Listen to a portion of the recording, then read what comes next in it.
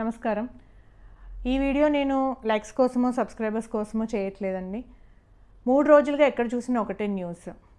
మన భారత సైనికులు ఆర్మీ, నేవీ, ఎయిర్ ఫోర్స్ అందరూ కలిసి మన కోసం, మన భారతదేశం కోసం అక్కడ పోరాడుతున్నారు. మరి వారి కోసం మనం ఏం చేయలేమా? ఎలాగో మనం అక్కడికి వెళ్ళి యుద్ధాలు చేయలేము.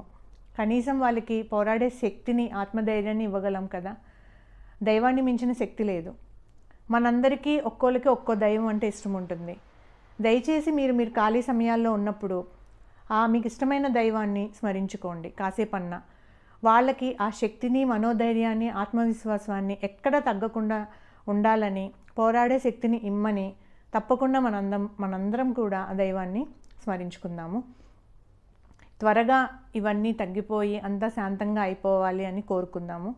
అట్లాగే అక్కడ బ్లాక్అవుట్ ఏరియాస్లో ఉన్న మనలాంటి కుటుంబ సభ్యులు ఎంతోమంది కూడా ఖచ్చితంగా ఎంతో కొంత ఇబ్బందులు పడతారు.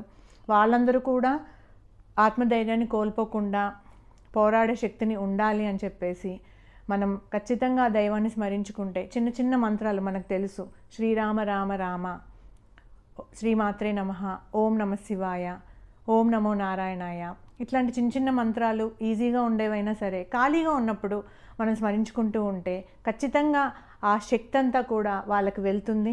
ఎవరికి ఏ హాని జరగకూడదు, అందరూ సంతోషంగా ఉండాలి, త్వరగా ఇదంతా తగ్గిపోయి శాంతంగా అయిపోవాలి అని మనం అందరం కోరుకుందాము. అందరి సంకల్పం ఖచ్చితంగా నెరవేరుతుంది. నమస్తే. జై హింద్.